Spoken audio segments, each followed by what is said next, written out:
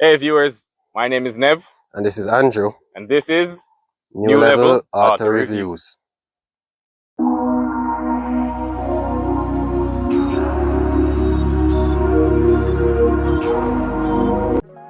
The aim of this channel is to educate the people of Jamaica about the wealth of information that's available regarding motor vehicles in this country, by extension the region, and we're going to show you guys a whole host of other things. So every week we'll try to upload a new informative and concise video explaining a different part of the vehicle world in Jamaica. You know, we'll be doing stuff such as vehicle reviews, you know, guiding you through the process of purchasing a new or used vehicle, and of course vehicle maintenance. And as we go along and as the channel grows, we'll be bringing more aspects into the whole channel, you know, going on with your guys' suggestions if you guys have any. This is just the beginning. As this channel grows and produces new material, we'd appreciate your feedback on our content so we can give our viewers the best delivery possible. Let's dive in. Let's talk about buying. What type of vehicle is right for you?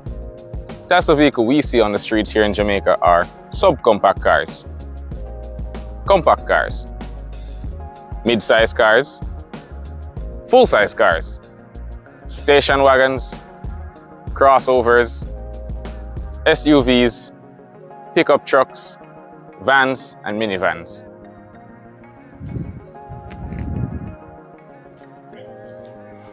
Yeah, so there are many other breakdowns and subcategories of vehicles, but for now we're going to stick to these and we'll go more in detail with them, right?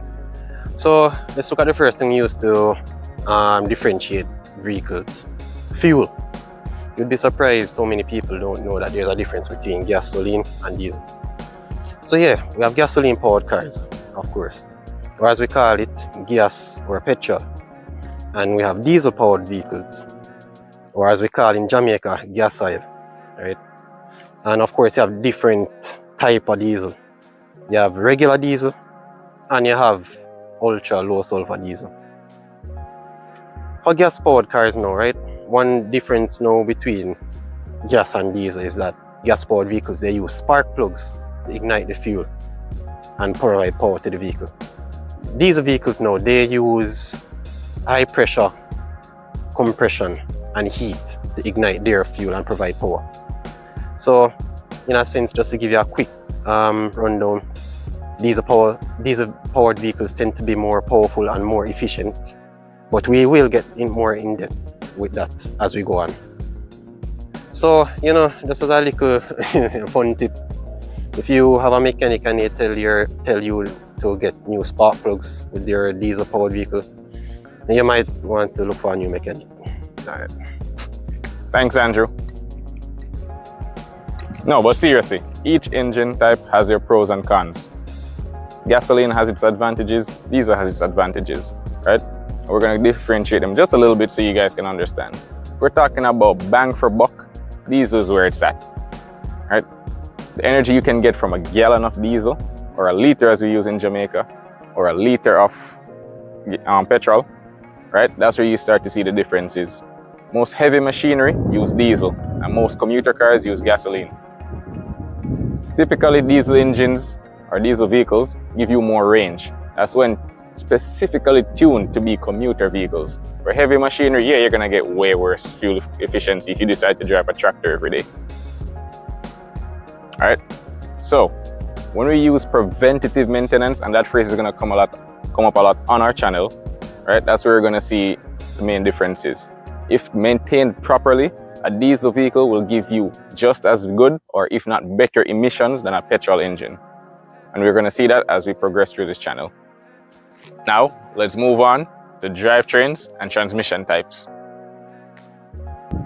All right, we're gonna talk about four-wheel drive and all-wheel drive.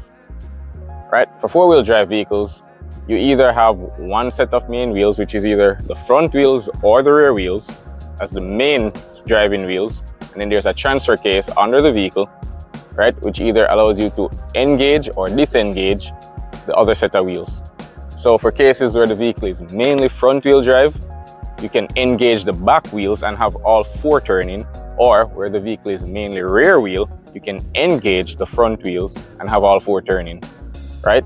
Most four-wheel drive vehicles are rear wheel drive and you can engage the front, right? For all-wheel drive, all four wheels are always driving at the same time. You can't disengage either set. Let's talk about two-wheel drive vehicles. Two-wheel drive vehicles come in one of two ways. They're either front wheel or rear wheel drive. For front wheel drive vehicles, the power is sent from the engine to the front wheels, and the advantages are because the power is being sent to the front wheels and they're also the wheels that are steering the vehicle, they're easier to handle on wet roads or roads that have gravel or loose dirt. For rear wheel drive vehicles, those are usually setups in smaller pickups or in trucks. The advantages are, since they're rear wheel drive, when you add weight to the rear, it usually sits better on the road and it handles better carrying loads. Let's talk about transmissions, right? Usually we have a manual transmission or an automatic transmission, right? The manual transmission, we usually call them stick shift or standard, and that's where you use a clutch to help you to change the gears. For automatic transmissions, we have planetary gears. Those are found in older vehicles and modern, more robust vehicles like pickups, right? Those usually have a better strength, but they're usually more jagged with the gear changes, right? For most commuter cars, we have CVT, which means continuously variable transmission, right? That gives you a smoother power delivery between acceleration and catching up to running speed, right? And for more high-end sporty vehicles or more luxurious, we have dual clutch transmissions or DCT. Those are usually found in Audis, BMWs, etc.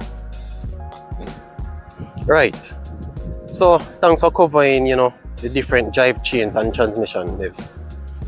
So, just to give you guys a quick rundown on what we'll be covering with our vehicle reviews, we'll be covering aspects such as engine specs, transmission types, fuel economy, interior and cargo space, exterior and cosmetics, of course, comfort, practicality, and the driving experience.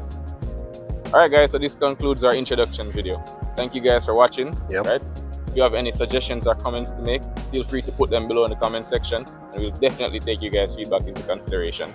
Also, follow us on our social media pages, follow us on Instagram and Twitter and on Facebook. Yes, we'll be posting videos like this on Facebook, as well as, a couple behind the scenes. If you guys are interested in that, will be exclusive on our Facebook page. So yes, follow our social medias. They'll be linked in the description down below. And as well as we'll show them to you guys at the end credits. Okay. And thank you guys for watching. So this has been Newlvl Auto Reviews. Signing out.